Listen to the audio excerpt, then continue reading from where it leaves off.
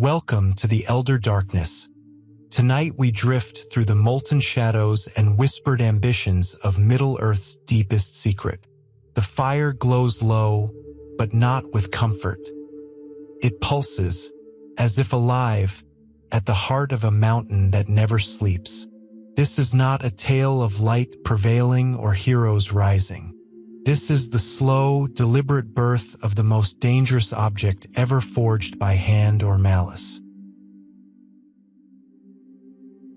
Whispered in firelight, Sauron forges the One Ring in secret within Mount Doom, lacing it with his essence while the elves unknowingly craft their own. Molten rock drips in silence beneath Mount Doom, where no birds sing and no soft winds blow. The air here is thick, pressing like a hand on the throat, and in that suffocating cradle of ancient flame, a dark figure moves with purpose. His name is Sauron, once a lieutenant of Morgoth, now master of his own will. No longer just a servant of darkness, he has become its architect. In the deep bowels of Eregion, the mountain feared by all, he pours more than metal into the mold. Into the gleaming gold, he breathes his will, his rage, his hunger for control. Every ripple of heat around him sings a silent hymn to domination. This is no ordinary ring, this is the ring. While Celebrimbor and the Elven-smiths of Eregion craft their 3 rings with noble hearts and artful hands, Sauron watches. In fair disguise, he had once taught them, guided their ambition with friendly counsel. And now, in secret, he creates their undoing. For while the 3 may be fair, the one is foul, and it rules them all. Bound to his very soul, it will allow him to see through the eyes of the others, to command them from afar. Middle-earth historians still debate whether Sauron had always intended to deceive the elves from the start, or if their own resistance spurred him to forge the One Ring in haste. But no one disputes this. The moment the One was complete, the air across Middle-earth changed. The elves feel it first, like a sudden shiver under golden sun. Galadriel stares into nothing, her fingers brushing Nenya as if it suddenly stung her. Elrond stiffens in Lindon. The 3 are untouched, but not unaffected. They sense a great wrongness woven into the fabric of their gifts. In Rivendell, songs tell how the sky over Mordor darkens for a day when the ring's final rune is inscribed. But even then, only a few understand what has awakened.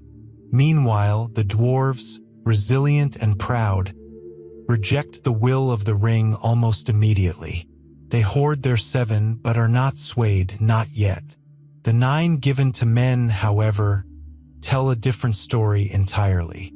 But tonight, let us stay here, in the forge, in the mountain, in the moment of creation.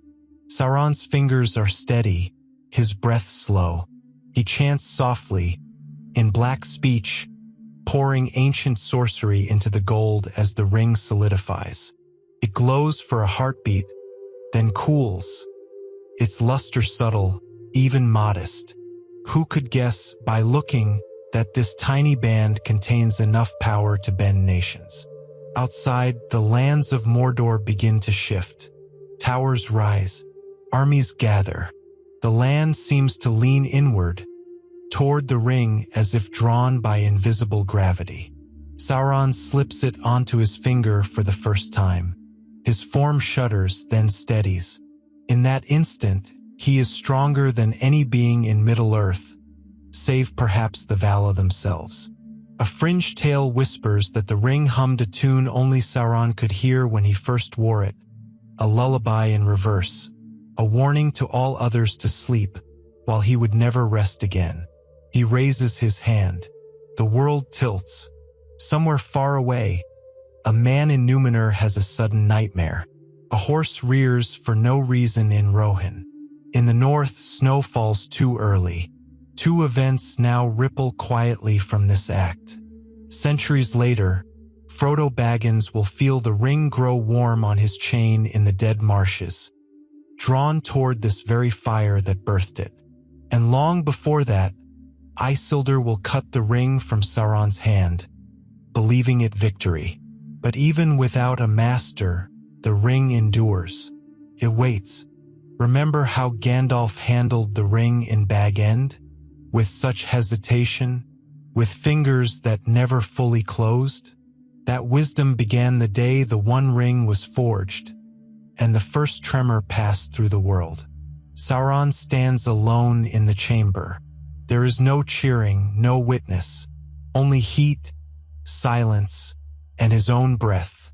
The ring lies quietly on his palm, glinting under firelight, and the mountain watches. The eye opens. As the ring awakens, its corrupting pull begins spreading across Middle-earth. Even as the free peoples resist, cracks appear in unlikely places. The ring pulses like a second heartbeat against Sauron's chest. Worn or not, its presence is undeniable, woven into his spirit, amplifying his will. And with its creation, the eye begins to open. Not the lidless flame you may know from banners and nightmares. Not yet. At this point, the eye is subtle. 1,000 watching whispers scattered across Middle-earth. When Sauron speaks, the ring amplifies his voice beyond sound. Through it, he reaches eastward, summoning men who already hunger for order cloaked in glory. It is the beginning of corruption, not by brute force, but through promise. In the east, kings feel a stirring they cannot name. They dream of black towers, of iron crowns, of eternal life. These are not nightmares, they are invitations. And so the 9 are given. Each man takes a ring in pride, believing themselves chosen. The gifts promise strength, endurance, a taste of the timeless. For a while it seems true. Their lifespans stretch, their wounds close, their enemies fall. But slowly, like rot beneath painted wood, they begin to fade. Their names are forgotten, their bodies blur, until only their cloaks and crowns remain. They become the Nazgul. In this spreading shadow, 2 events flicker ahead, like distant candles. 1. Frodo's narrow escape across the ford of Bruinen, where the Ringwraiths, once proud lords, are swept away by Elrond's summoned flood. 2. Boromir's tragic fall on Amon Hen, driven to madness by a mere whiff of the ring's promise. Both are echoes of this very moment, when the ring's corruption was first loosed into the world. Meanwhile, Sauron stirs openly in Mordor. Barad-dûr rises from blackened rock. Trolls and orcs march in rhythm. The land bleeds iron. But here's the twist. For all his power, Sauron still relies on secrecy. His greatest tool is still deception. The elves, of course, do not kneel. Galadriel and Elrond hide their rings, shielding them from the eye. They use their powers not for conquest, but preservation. Rivendell remains a haven. Lothlorien does not age. Their quiet defiance irks Sauron. He cannot see their lands clearly. It's like fog on a window he cannot wipe away. Middle-earth historians still debate whether the 3 elven rings might have corrupted their wielders had the one not existed, or whether their purity was always innate. It's a riddle wrapped in power and pride, one even the wisest elves avoid unpacking aloud. But the cracks spread. The dwarves, though resistant, fall prey to their own greed. Their rings stoke a hunger for gold and delving. Great halls are carved deeper and deeper until the stone itself begins to scream. The Balrog in Moria. Yes, the fiery horror that sends Gandalf plunging into legend, may never have awakened were it not for a dwarven ring fueling deeper, darker excavations. It's worth noting one quirky legend here. Some hobbits whisper that the Shire's unusual peace is because they were never offered a ring. Whether this was an oversight or a rare act of mercy by fate, none can say. But it may be why the ring's long nap in Gollum's cave goes undisturbed. Hobbits simply don't hear the call the same way. And yet, hear it they do eventually. Bilbo finds it by accident. Gollum loses it through riddles. And the game begins anew. Sauron's return grows louder. His form is not fully restored. He is still a shadow in armor, still clawing toward solidity. But with each passing year, the ring's location matters more. He hunts for it. He tortures for it. Gollum, poor wretched Gollum, becomes the map he never meant to be. The eye is now more than metaphor. It searches. It stares. Frodo feels it even in dreams, like being held underwater by gaze alone. And yet, resistance persists. The White Council forms. Wizards rally. Saruman postures wisdom while secretly growing envious. He builds his own ring-forging lab in Isengard, whispering to himself that it's only for study. Spoiler: it's not just for study. Let's not forget one of the strangest tidbits of this age. The rumor that Tom Bombadil, enigmatic and untouched by the ring's allure, once juggled it and made it vanish, only for it to reappear unharmed. A reminder that even within the grip of power, anomalies remain. The Second Age shudders to a close, but the Third begins under a lie. Isildur cuts the ring from Sauron's hand. The Dark Lord's form crumbles, but he is not dead. He cannot be, not while the ring survives. Isildur calls it a Wergild for my father, a payment in blood. He refuses to destroy it, and the ring, sly as ever, slips from his finger in a river ambush, sealing Isildur's fate with cold water and colder steel. From there, the ring waits, for centuries. It sleeps beneath the current, patient as moonlight. It's not gone. It's never gone. Just lost until it wants to be found. So we end here, at the edge of a turning tide. The ring has whispered across kingdoms, unmade kings, and bled into the bones of Middle-earth. Its master may be disembodied, but his influence is everywhere. And somewhere in a cozy hole in the ground, a hobbit is beginning to feel that something in his pocket is more than it seems. Precious and cursed. The ring's legacy winds through ages, from Isildur's fall to Frodo's burden, revealing the deep cost of domination and the thin line between power and ruin. The ring sings softly in Frodo's pocket, though no one else hears it. Not even Sam, walking beside him across the rocky path from Eamon Mule. Not even Gandalf, who once recoiled from touching it. It is a private song, sweet, tempting, ancient. The same song that once echoed in Sauron's forge, that whispered to men, that pulled at Gollum until he forgot his own name. This is not just a trinket. It is Sauron's will coiled in gold. A sliver of malice polished into elegance. Through Frodo's journey, we witness the ring's true nature unfold, not through grand battles, but in the small, intimate erosion of the soul. It does not demand allegiance. It offers relief. Wouldn't it be easier? It seems to murmur. If you just let me help? A bargain, a shortcut, always a whisper away. Remember how Boromir fell. Not because he was weak, but because he was strong and tired. The ring preys on the weary. It doesn't roar. It leans close and whispers, "You've done enough. Let me carry it now." The burden eats at Frodo. And here lies one of the most debated mysteries among Tolkien scholars. Was Frodo ever truly meant to destroy the ring? Or was the plan always to hope someone would falter in Providence? Luck, fate, divine will would intervene? When Frodo stands at the crack of doom, all paths converge. He does not cast it in. He claims it, just like Isildur, just like Smeagol. But unlike them, Frodo is not alone.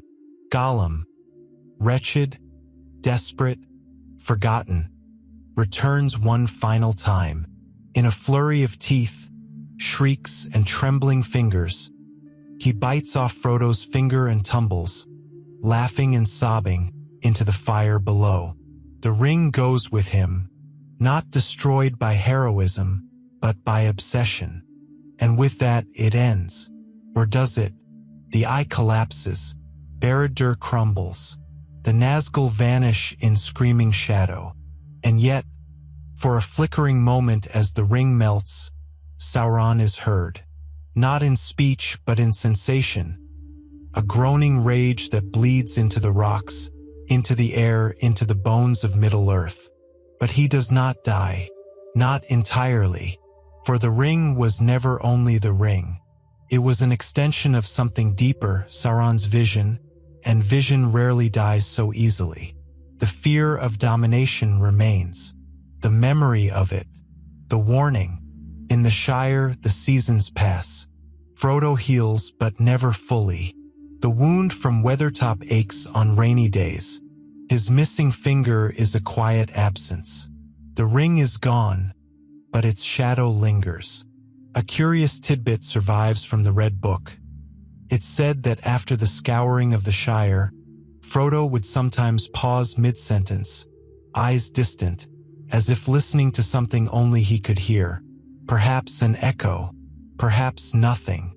As Middle-earth slides into the Fourth Age, the world begins to forget the One Ring. But forgetting does not erase. Somewhere deep in old stone or memory or myth, the gold band still gleams, in songs, in dreams, in the cautionary hearts of men. Even Sam, years later, carrying the Red Book in trembling hands, wonders if the story really ended, if destruction is truly the same as cleansing, if power once forged can ever be fully unmade. Middle-earth historians still argue about whether the ring's destruction eliminated Sauron's spirit, or merely cast it into a realm where it no longer had shape or voice. Some claim the evil was purged completely. Others say the residue lingers, like soot in the lungs of the world. Tonight, you've followed that thread, from the flames of Mount Doom to the fingers of a quiet hobbit, from glory to ruin, from whispered ambition to desperate release. This was not the story of a weapon. It was the story of temptation, choice, and the steep cost of control. And it all began with one ring, just one.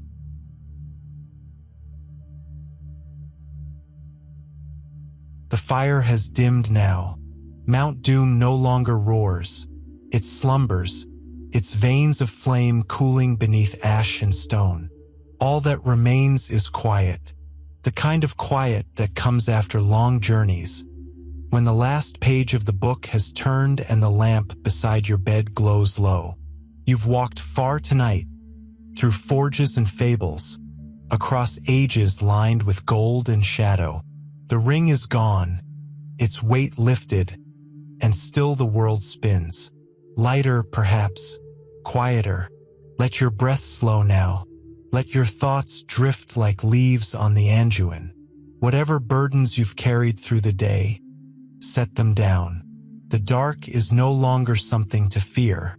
It is a place to rest. Imagine yourself in the Shire, where the grass is always green and the kettle always warm. Picture the round door closed, the windows soft with lamplight. Outside, the stars stretch endlessly above. A reminder that some things, even in Middle-earth, are beyond reach. And maybe that's all right. Tonight, you've heard the tale of the One Ring, not just of its power, but of its peril. You've seen what happens when desire hardens into control. And you've seen what it takes to let go. So sleep now. Let your dreams be quiet. Let them carry you to lands where even the shadows sleep. And remember, no matter how dark the path, light lingers in unexpected places.